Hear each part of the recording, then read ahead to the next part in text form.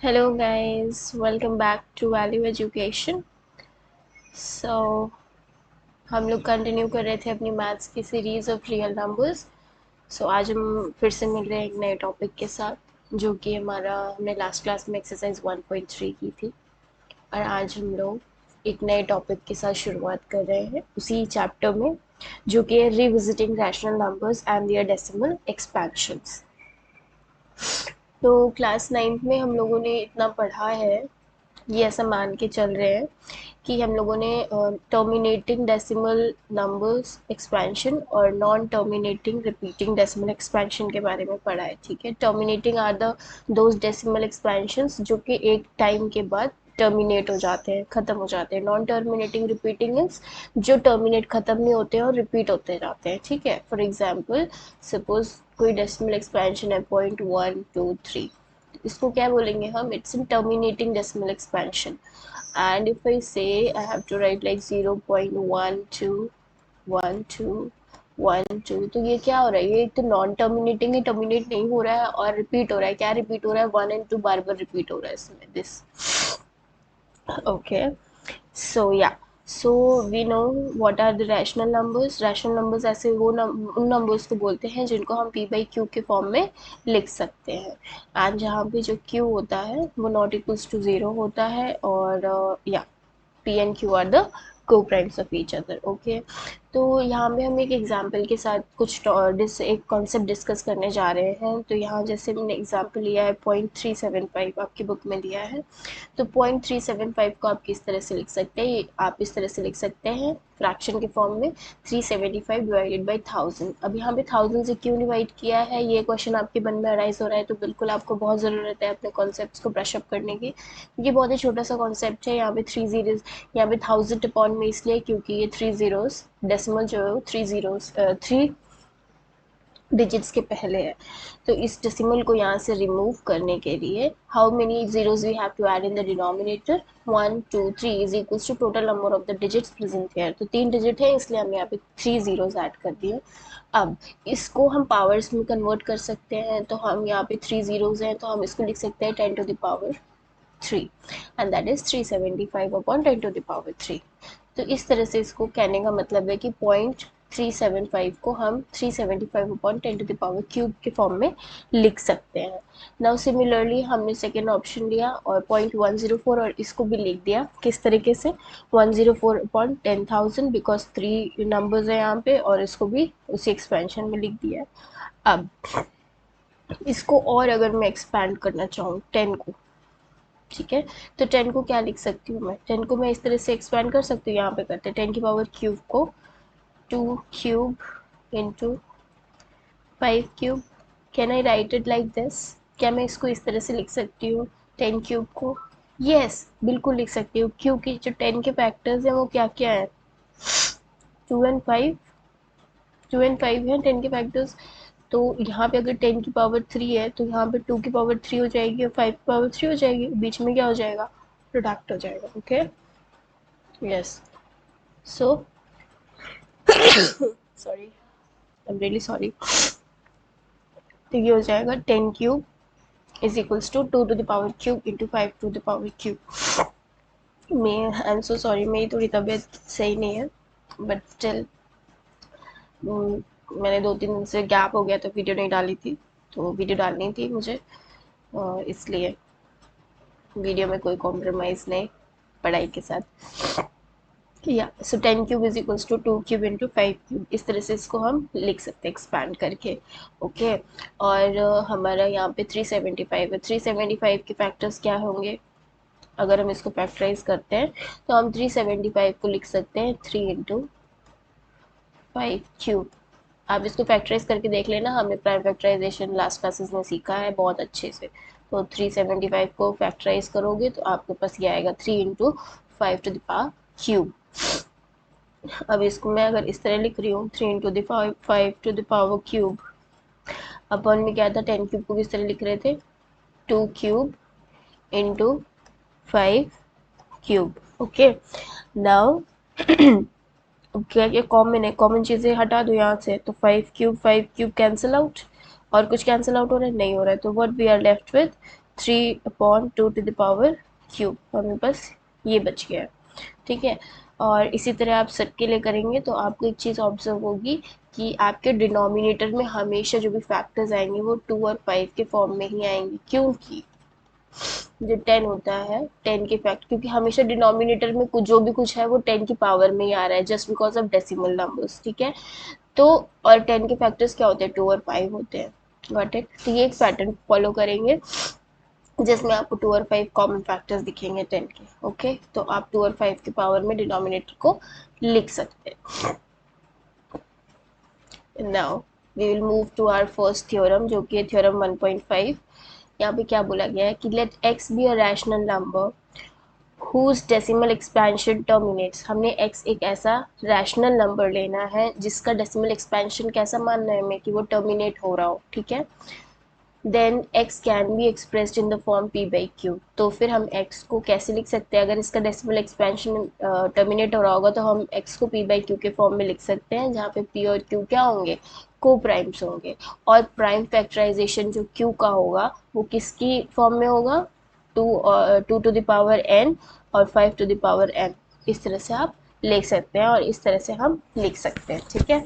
और जहाँ पे n और m क्या होंगे, नॉन नेगेटिव इंटीजर्स होंगे, okay. This is the theorem and हम इसका एप्लीकेशन करेंगे। जैसे हमने यहाँ पे फॉर एग्जांपल हम ले लेते हैं 3/8। तो 3/8 को हम किस तरह से लिख सकते हैं, let's see, 3/2 to the power cube now is equals to 3 into 5 to the power cube.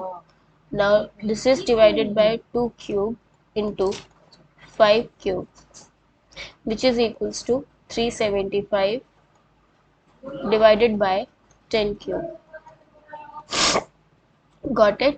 See what we have done here is 3/8 को हमने किस तरह से किया, ये एक फ्रैक्शन है, इसको हमने चेंज किया, कन्वर्ट किया।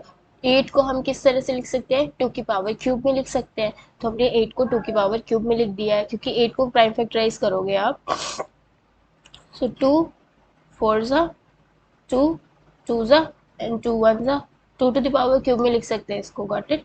फिर इसके बाद क्या किया है जब 3 मतलब 3/8 को हमने लिख दिया है किस तरह से, देखो 3 बाय, यहाँ पे देखो 3/2 क्यूब, ये आ गया।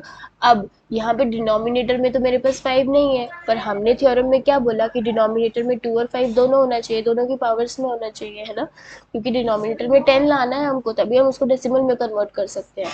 तो फिर उसके लिए क्या करेंगे, दोनों में मतलब न्यूमरेटर में भी और डिनोमिनेटर में भी 5 से हमें क्या करना पड़ेगा, मल्टीप्लाई करना पड़ेगा। और 5 की पावर क्या होगी, सेम पावर होगी, यानी कि क्यूब होगी, क्योंकि हमारे पास यहाँ पे 2 की पावर क्या थी, क्यूब थी। तो हम सेम 5 की पावर भी लेंगे, क्यूब लेंगे, दैट इज वाई यहाँ पे 5 क्यूब से इंटू और डिवाइड किया गया है न्यूमरेटर और डिनोमिनेटर में, जिसमें डिवाइड करने के बाद ये जो टर्म है वो क्या हो जाएगी 375, और डिनोमिनेटर में हमको 10 टू द पावर 3 मिल जाएगा, विच इज इक्वल्स टू, जब इसको हम लिखेंगे तो ऑब्वियसली यहाँ पे 10 की पावर 3 है, तो मीन्स यहाँ पे डेसिमल यहाँ आ जाएगा 3 डिजिट्स के पहले, तो वही है। तो वही है जो अभी हमने पहले किया था, 0.375 को हमने कन्वर्ट किया था और इस फॉर्म में लिखा था।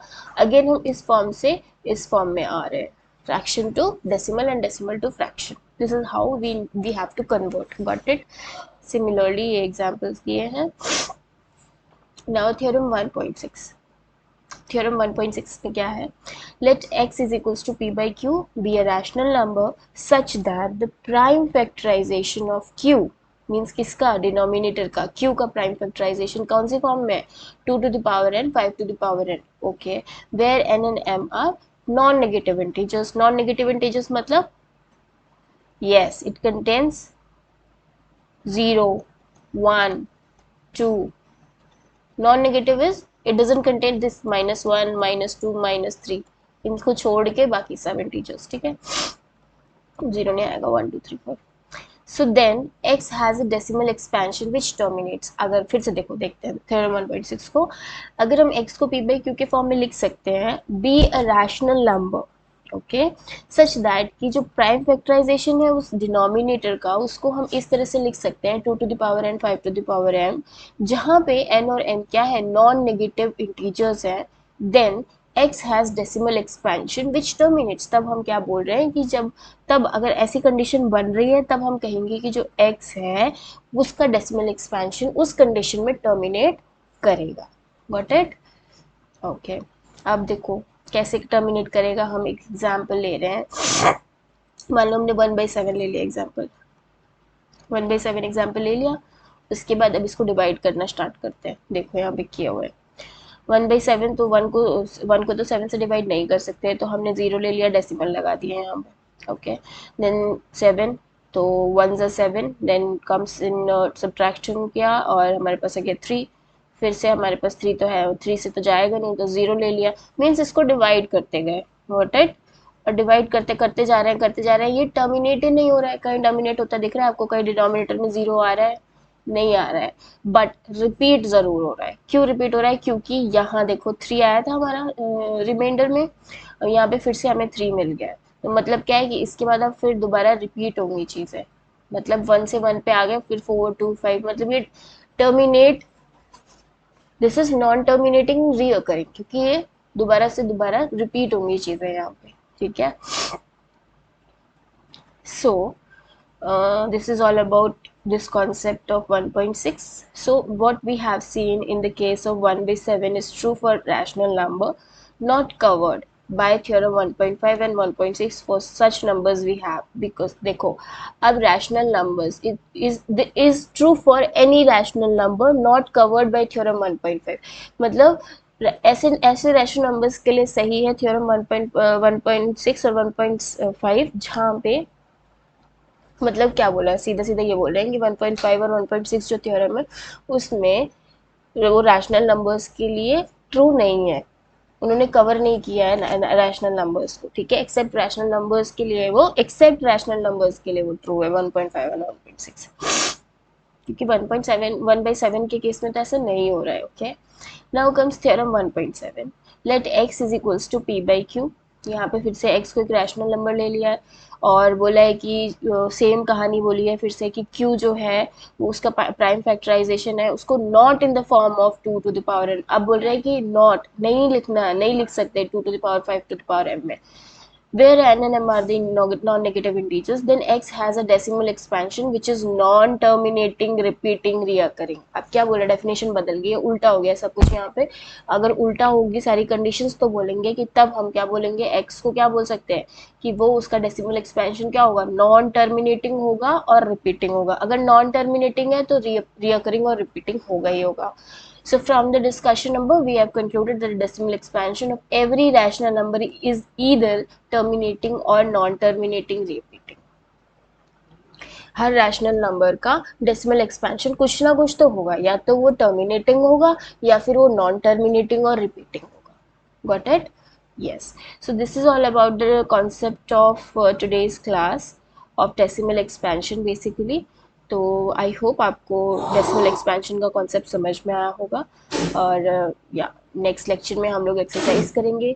देखो स्टूडेंट्स, मैं अपने लेक्चर्स को इतना शॉर्ट इसलिए रख रही हूँ, मतलब मैं बहुत प्रिसाइज में चाहूँ तो एक ही लेक्चर में एक्सरसाइज कॉन्सेप्ट सब करा सकती हूँ। मैं इसलिए नहीं करा रही क्योंकि बच्चे बहुत बोर हो जाते हैं, लंबी लंबी क्लासेस नहीं देख पाते हैं।